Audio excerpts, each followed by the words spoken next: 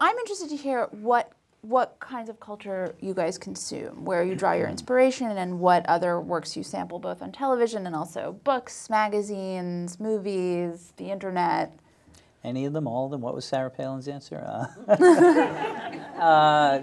terms of TV, I flip through. I'll stop on everything from, you know, Rock of Love. We were addicted to that for years. Bret Michaels, Project Runway. You know, anything on A&E, History Channel, that stuff. World Series of Poker. I just bounce around. I think I'm pretty curious, and I can spend hours just ending up in weird places. Dennis, how about you? Porn.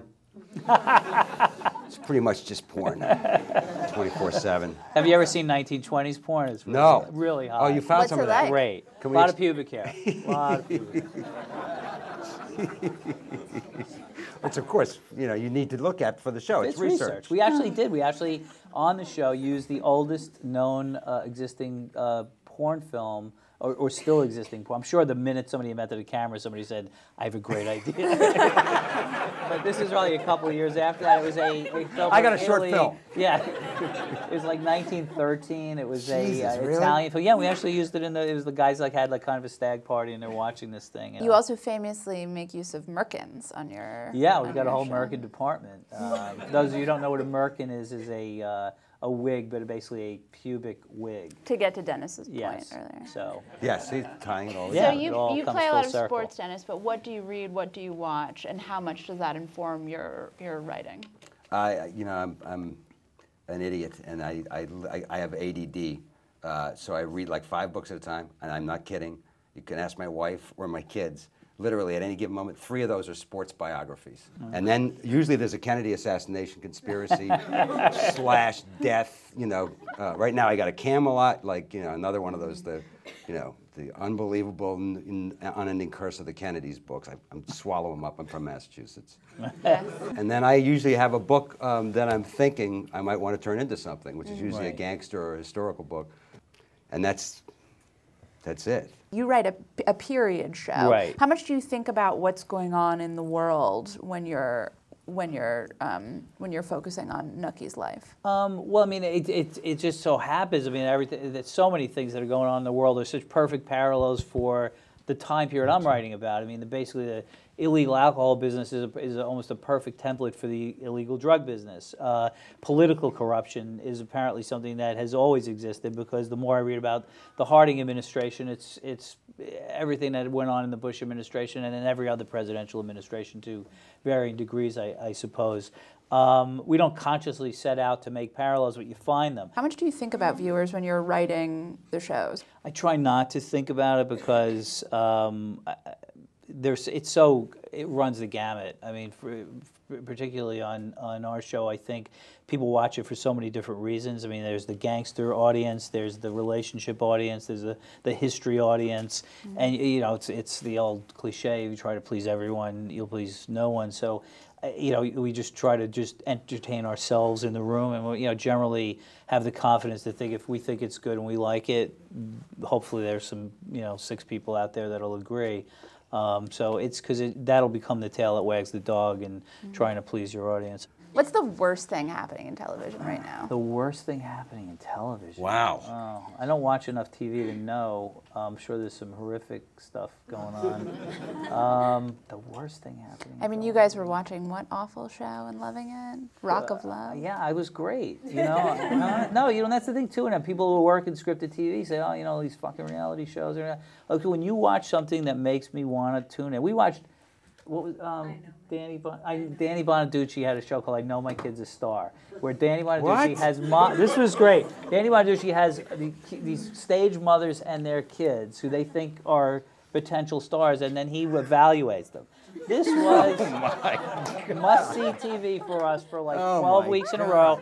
The finale and which little kid is going to... Every week they'd have different challenges, and the kids would have to do them, and they'd crazy mothers, and it was great. And that's what I said. If you can figure out a way to do something that's as compelling as that, then I'll watch it. And that's the challenge. So it's not... people want to thumb their nose at reality TV, and I'm not...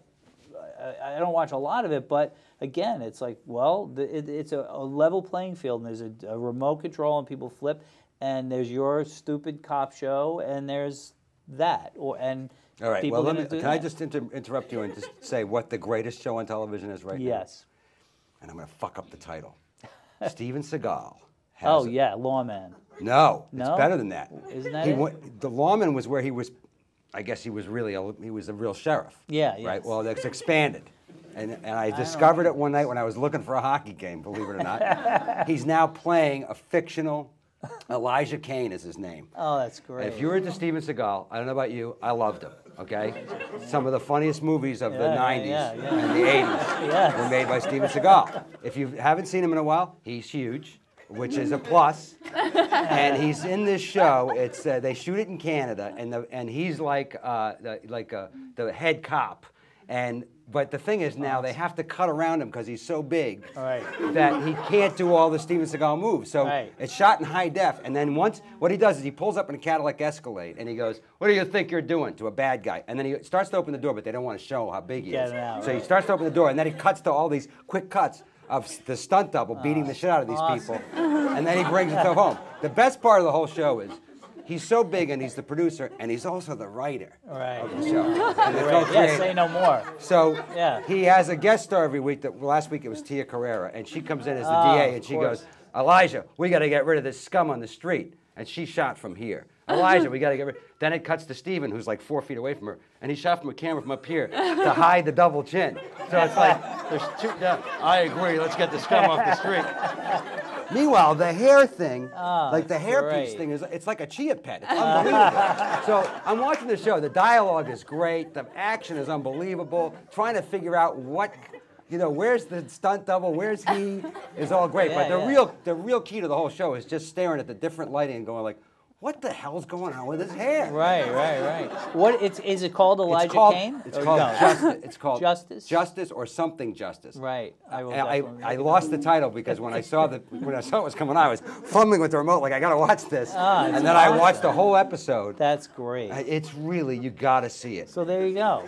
So to me, right now, that's what television's all about. Yeah. I agree. Elijah Kane. Elijah Kane.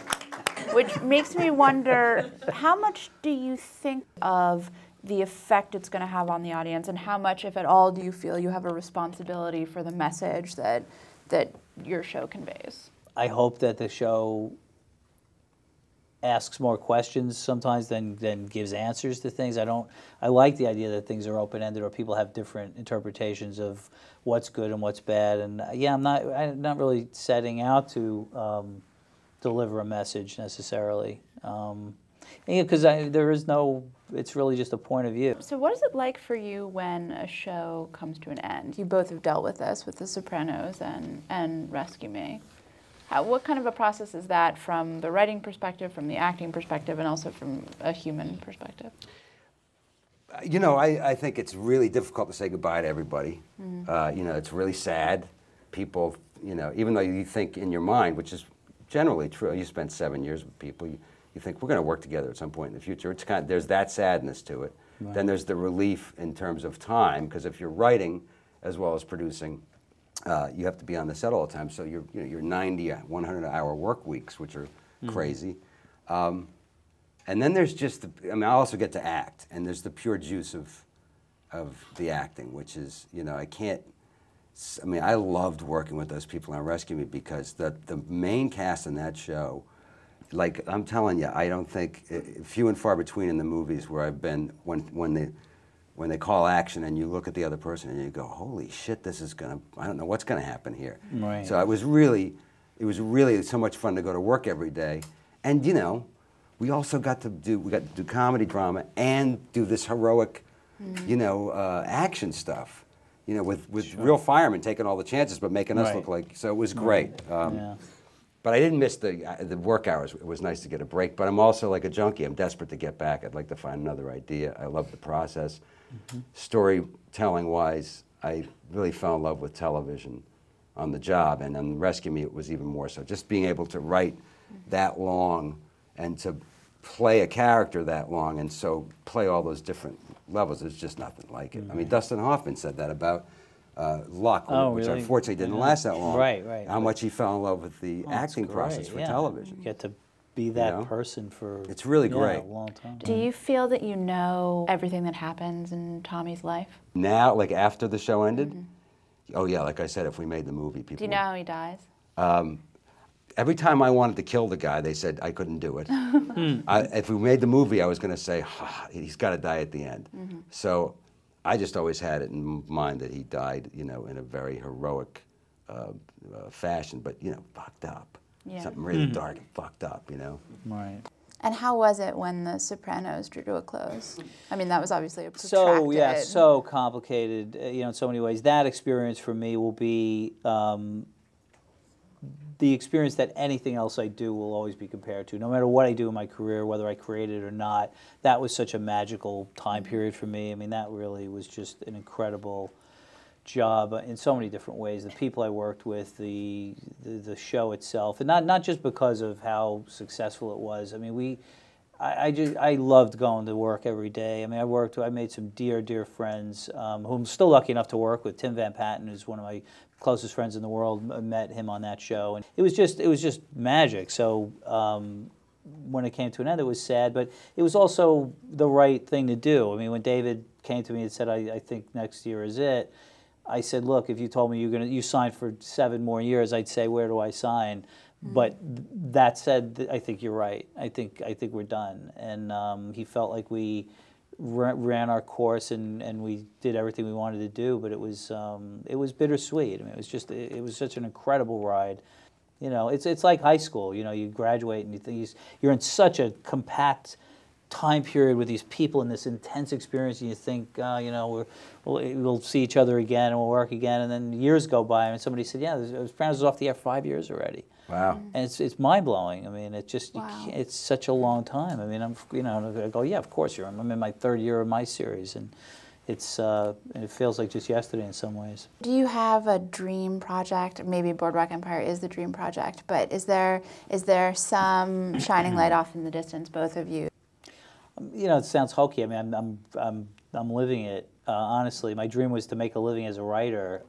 Everything after that happened has been gravy. I got a Writers Guild card, and I really think I called one of my sisters and said, okay, if I die tomorrow, just know I did it. I did what I wanted to do. Dennis, how about you? What's the distant dream for you? I'm still hoping that I'm going to get a contract as a professional hockey player. Guess that dream's dying. I got a couple of parts, but I just one I have to get. I have to be 10 years older to play, and so I have that in my back pocket. Yeah, there's plenty of time, and you know, if I keep smoking at the rate I'm going, maybe I'll age a little faster. But I don't know about you. I walk around with like 6 different ideas going on in my head. Oh, it's a madhouse. Yeah, right. So and sometimes I'm talking to myself while I'm walking around. All the time. So, yep. You know, it keeps people away from you. And at some point, some idea will click.